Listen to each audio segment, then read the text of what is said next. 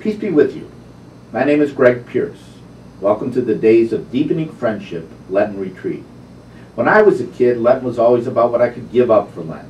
Usually it was candy, but one Lent I remember actually giving up TV for the entire 40 days. Boy, did I feel virtuous at the end of that. The question is, was I a better person for it? An even bigger question is, was the world a better place because of my sacrifice? It is pretty clear that Jesus was not interested in sacrifice for its own sake. He was very critical of those who made public displays of their fasting and almsgiving. Twice in the Gospel of Matthew, he quotes the prophet Hosea, "It is mercy I desire, and not sacrifices." What he did care passionately about was his vision for the world, which Jesus called the kingdom of God. In that kingdom, things would be very different from the way they are in the kingdoms of the world. They would be full of mercy. As we continue our Lenten retreat, using the kingdom of God as our theme, we need to recognize two things. One, the kingdom of God is about what we do, not what we say or even what we believe. Jesus said, "Not everyone who says, 'Lord, Lord,' will enter the kingdom of God, but rather those who do the will of the Father." And what is the will of the Father? It is that we bear fruit.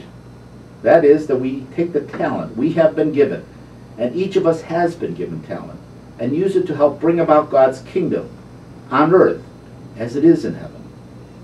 For our sacrifice this Lent, we are going to look at how our sacrifice should help bring about the kingdom of God in our daily lives, on our jobs, with our families and relationships, and in our community and civic involvement. That kind of sacrifice may be a little different from what we are used to.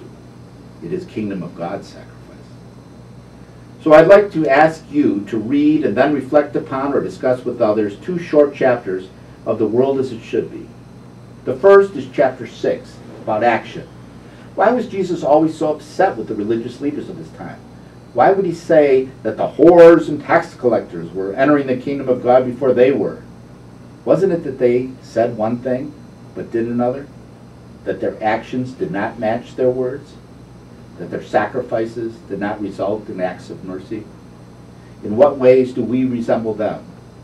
Let reflecting on that be our sacrifice this week. The second chapter I'd like you to read is chapter 8, about fruitfulness. Are our Lenten sacrifices only about giving things up? Or are they about clearing our minds and hearts so that we can be more fruitful in building the kingdom? What does it mean for us to be fruitful in our workplaces, in our families and relationships, in our community and civic involvement? Let reflecting on that be our sacrifice this week. This Lent, let us take seriously Jesus' command to seek first the kingdom of God. If we do that, he promised, all else in heaven and on earth will be given to us.